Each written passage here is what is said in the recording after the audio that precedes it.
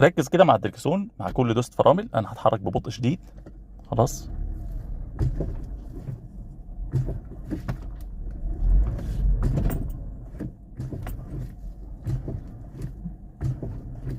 بص، الدركسون بيحاول يلف في الاتجاه ده.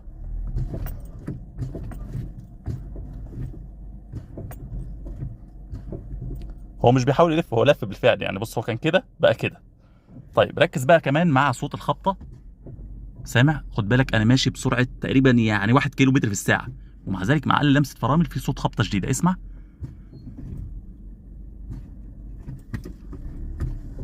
سامع صوت خبطه؟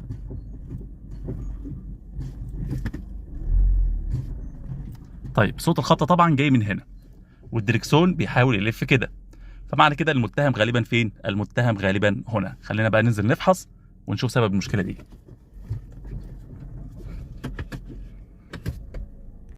بص كده بالنظر لتيل الفرامل، واحد يعني فرده شمال وفرده يمين، هتفهم الموضوع. واخد بالك ان اللي في ايد اليمين اللي هو ده السمك فيه اعلى بكتير من الناحيه التانيه؟ يعني ده مليان وده طبعا اقل منه. طب ده بسبب ايه؟ بسبب ببساطه ان الفرده دي بتمسك كويس جدا ودي بتمسك اقل. خدت بالك؟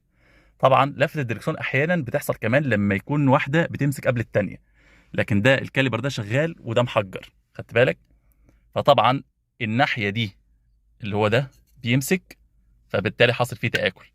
طبعا ده نايم خالص ما بيمسكش، فطبعا هتلاقي سمكه كبير. دي اول نقطه او اول مشكله في الفرامل بتقدر تميزها من التيل. تاني مشكله هتقدر تميزها، لو ركزت هنا هتلاقي سماكه التيل هنا عاليه، وهنا بص كده التيل من هنا تخين ومن هنا ايه، ومن هنا رفيع. طب ايه سبب المشكله دي؟ سبب المشكله دي مسامير الكاليبر كمان معوجه. يعني مش بس واحد بيمسك هنا والتاني هنا ما بيمسكش، لا، مسامير الكاليبر كمان معوجه. كنت انا عملت فيديو قبل كده عن مسامير الكاليبر، وقلت وضحت اهميتها قد ايه في منظومه الفرامل، وفي ناس كتير جدا بتعوج مسامير الكاليبر وهي بتغير تيل الفرامل. فبالتالي لان مسمار الكاليبر معوج، التيل ما بيطبعش ما بيمسكش على الطنبوره بشكل موازي، لا، عامل كده. التيل بيفرمل كده، يعني مقرب من الناحيه دي، مقربه من الطنبوره ودي بعيده عن الطنبوره، فدي بتتاكل. يعني من تحت بيتاكل ومن فوق بيتاكل اقل، فطبعا بتبقى فرمله سيئه جدا. طيب هل الموضوع خلص عند كده؟ يعني هل الموضوع خلص على ان فرده بتمسك قبل الثانيه او فرده بتمسك والثانيه ما بتمسكش؟ لا، التوابع دي ببساطه ان جلب المقصات باظت وبيضه المقص كمان باظت. طيب عشان تكتشف الموضوع ده هتعمل ايه؟ هتسيب العربيه على البي معشقه وتنزل فرامل اليد. انا عاوزها تحمل على مين؟ على البي، علشان تمسك لي العجل اللي قدام. وهنبتدي نحرك العربيه قدام وورا علشان اوريكم المشكله اللي هي سببت فيها.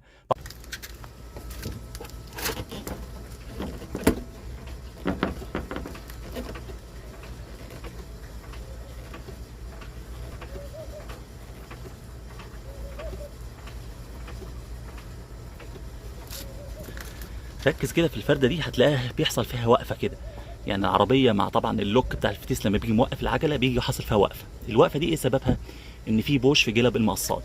طيب بوش جلب المقصات ده حصل بسبب ايه؟ بسبب ان دي عماله تفرمل لوحدها طول الوقت في ظل الثانيه طبعا مرتاح، فعليها ضغط ناحيه ورا، فبالتالي حصل تآكل شديد في جلب المقصات وكمان بيض المقصات. ركز تاني هوريها لك.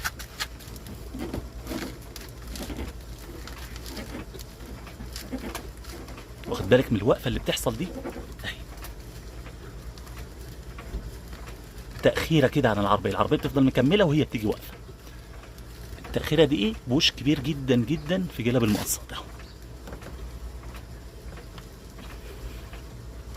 معلش انا عشان بصور لوحدي وبزق لوحدي، يعني بحاول ان انا اوضحها لكم قدر ما استطيع.